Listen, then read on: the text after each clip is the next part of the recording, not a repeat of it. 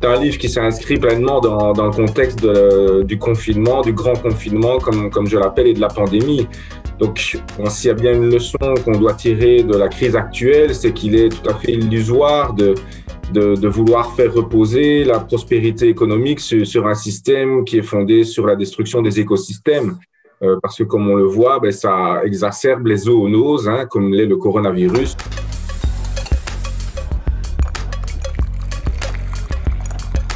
Et donc, au-delà de ce lien, évidemment, il faut qu'on prenne conscience qu'on ne peut pas se limiter à se fonder sur des indicateurs exclusivement économiques, mais que si on veut avoir une prospérité soutenable et partagée, alors il faut prendre en compte aussi des indicateurs de santé et les racines écologiques et sociales de ces indicateurs de santé.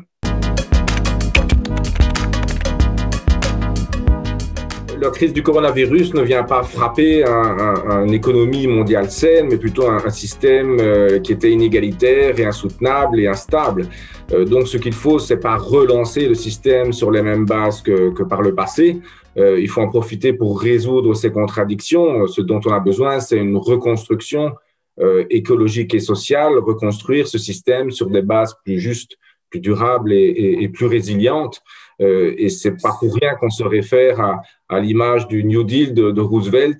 On est dans la pire crise économique depuis les années 30. Donc, comme à l'époque, il faut une reconstruction sur de nouvelles bases qui prennent en compte l'enjeu économique et social, mais aussi l'enjeu environnemental pour garantir une prospérité qui soit à la fois partagée, mais aussi soutenable.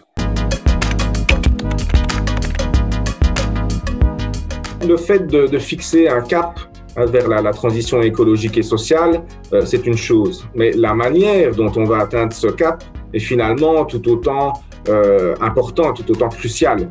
Et c'est là où il faut absolument que cette transition écologique et sociale renforce la démocratie libérale et finalement résorbe le fossé qui s'est creusé entre les gouvernants et les gouvernés au cours des dernières années, et en particulier dans la foulée de la crise de 2008 et des politiques d'austérité.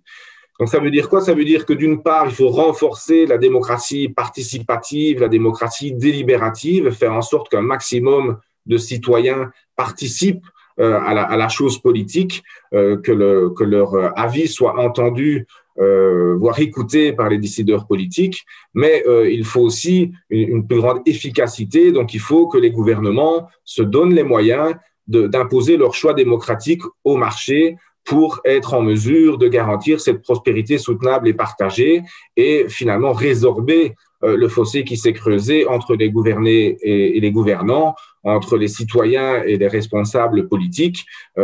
Pourquoi? Parce que malheureusement, une majorité de la population et notamment des classes moyennes ont le sentiment que leurs intérêts ne sont plus suffisamment représentés et donc peuvent rester sensibles au discours qui prône un repli identitaire, un repli national populiste, qui base un discours sur le fait qu'on pourrait s'en sortir sur le dos du voisin en divisant et en créant des clivages entre eux et nous, entre le peuple et les minorités.